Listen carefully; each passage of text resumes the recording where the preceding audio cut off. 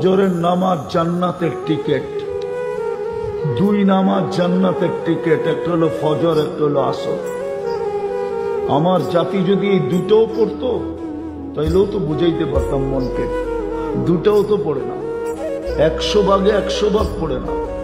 ফজরে তো কাউকেই টোকায় পাওয়া যায় না, আসরে তো ব্যস্ত থাকে, অফিসওয়ালা অফিস গুটাইতেছে, আদালতওয়ালা আদালত গুছাইতেছে, মেইলওয়ালা মেইল গুছাইতেছে, বাজারওয়ালা বাজার গুছাইতেছে।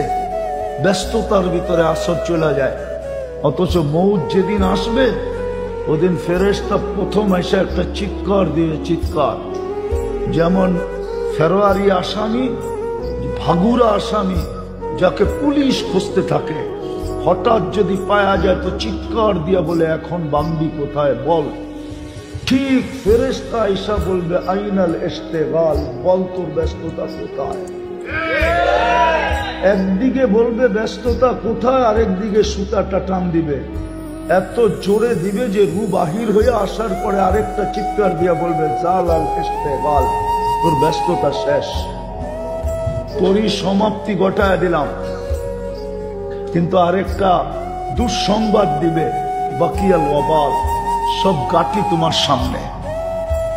মাত্র তুমি মরলে, কবর সামনে, কিয়ামতের মাঠ সামনে, হিসাব কিতাব সামনে।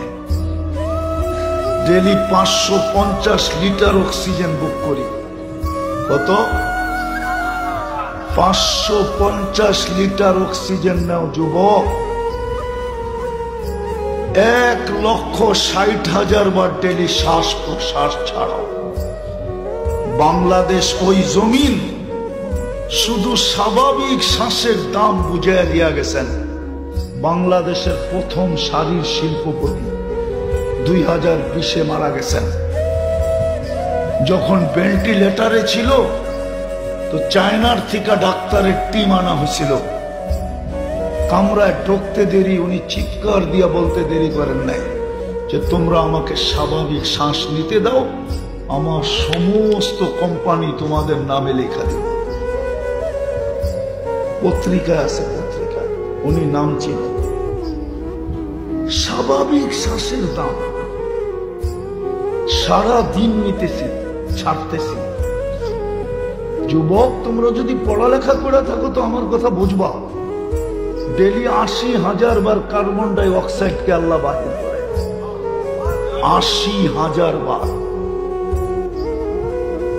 আমি 1 সপ্তাহ আগে জিজ্ঞাসা করছিলাম ফরিদপুর মেডিকেলের এক ডাক্তারকে যে 24 ঘন্টায় যদি কার্বন ডাই অক্সাইড আল্লাহ একবারও বাহির না করলেন, 25তম ঘন্টায় আমি কোথায় যাব? বলতেছিল হুজুর 25তম ঘন্টায় আপনি মাটির নিচে যাবেন, মাটির নিচে। ডেলি 36 বার কিডনিকে ডায়ালিসিস করেন কুদরত দিয়া।